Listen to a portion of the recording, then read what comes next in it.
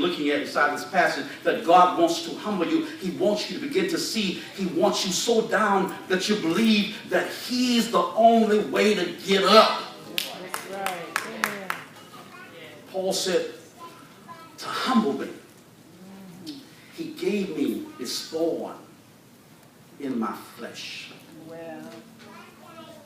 He said, for this thing I prayed.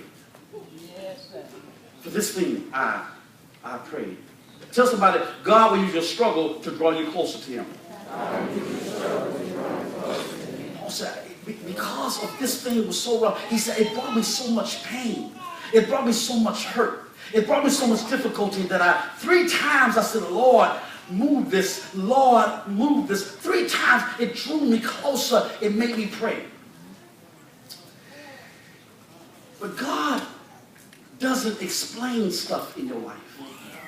So we ask God, Lord, explain to me why I'm going through this. God doesn't give explanations.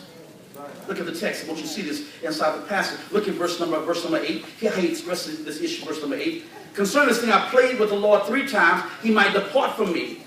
And instead of God giving Paul an answer, instead of God rather giving Paul an explanation, God gave Paul a promise.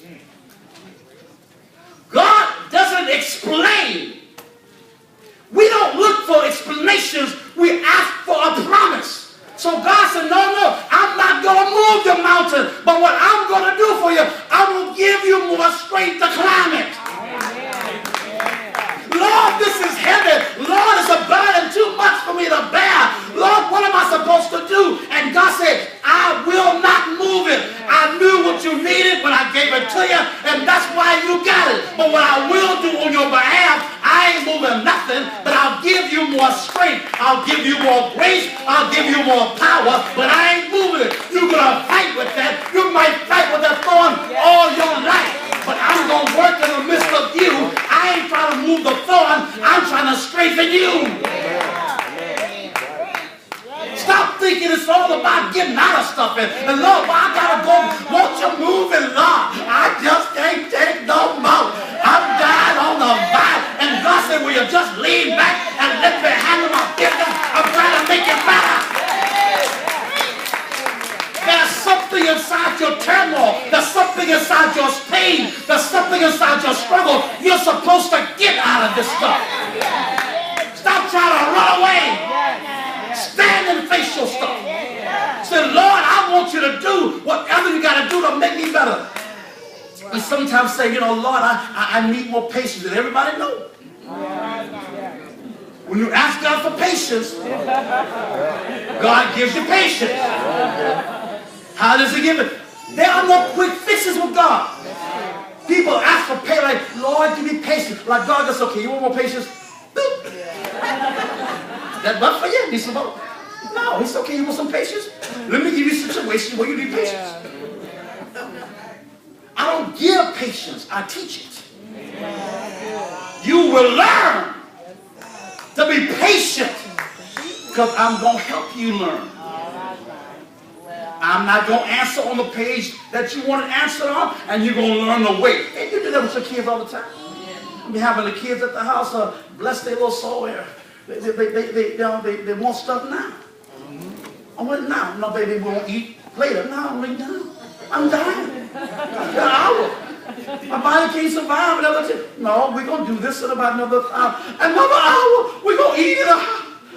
I can't survive. No, believe me, folks will survive 2 hours without eating. I'm sure you won't die. I can't survive like that. No, you're going to learn. Your body can make it all day if you have to. God will teach you patience by giving you situations where you need patience. Lord, I want to be like you. I want to be like you. Can I be like you? I want to learn how to love like you love. Okay, great. You want to learn how to love like me? Yeah, I do, Lord. I want to be like Jesus. I want to love. Okay, wonderful. I'll give you some folk. I'm helping with that. I got a whole lot of folk. I I will give you some people that's harder to love. Lord, ain't there a shortcut? Can you just touch love on me or just send me some love my way? No. I want you to learn how to love like me. He said, I love folk who curse me. I love folk who think they bring their own rain. I love folk who think their help comes from the sun. I love folk who deny even exists. And so what I want you to do is to be like me. And so God said, I'm going to teach you how to love by giving you some people that's harder to love. Because that way you will learn how to love. He's not the God of quick fixes. So whatever you're going through, he ain't going to quick fix it. He's not walking around with a handful of masking tape or black electric tape or duct tape. He's not going to duct tape. He'll actually change out your stuff and fix it right. He wants to make you better. That's what Paul says.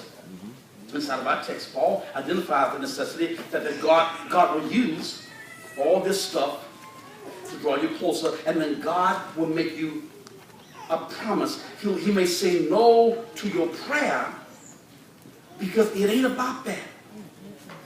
Years ago, Laura would sing a song. One of her first songs she would sing. Oh Lord, it didn't sound like that.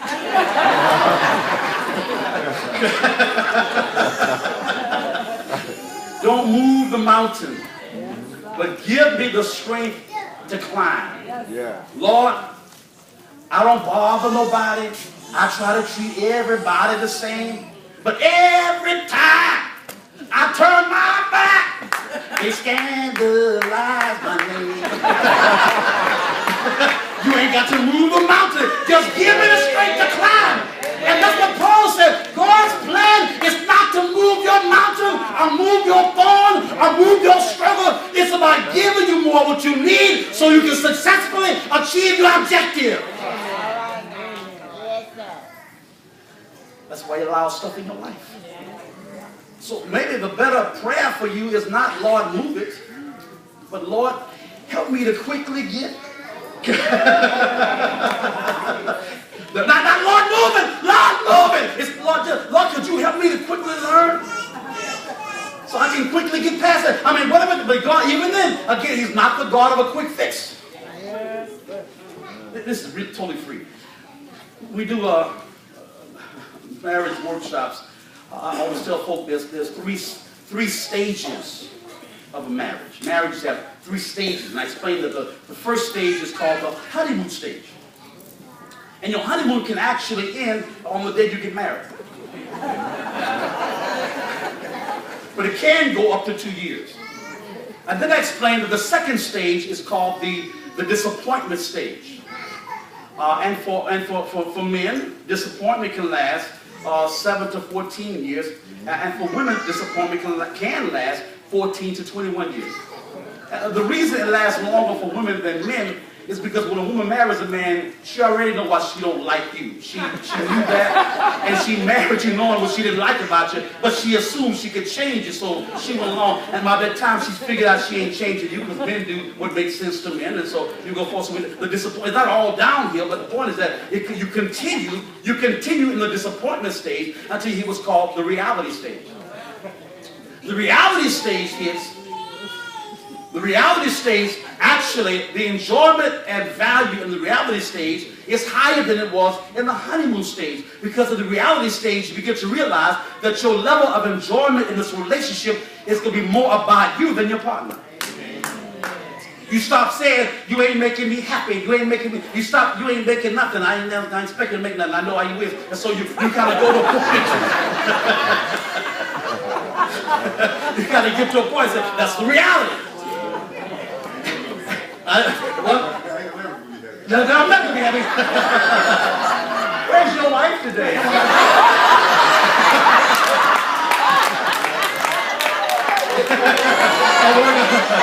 She's at work, she's at work.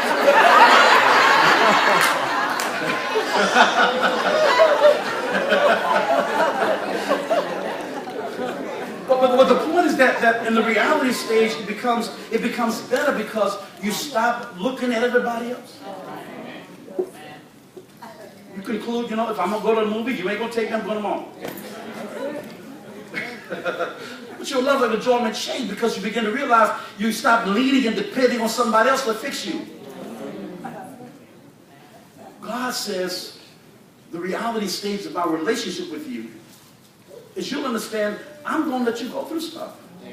Because I'm trying to get you to a different place. I'm trying to grow you. I'm trying to develop you. I understand what you've been and what you've gone through. I want to draw you closer and draw you nearer. I promise you.